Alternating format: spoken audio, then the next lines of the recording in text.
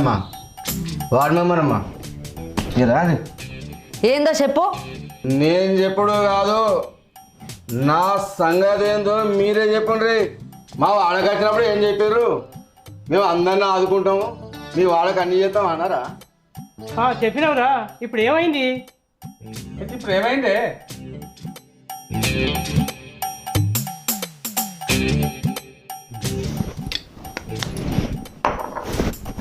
నా పిల్లలు ఒలిపెట్టుకొని పోయి 6 నెలలు అవుతుంది. పోయి తీసుకురా పోరి. నీ పిల్లలు పెట్టుకోకపోతే వాళ్ళు ఏం చెప్తారా?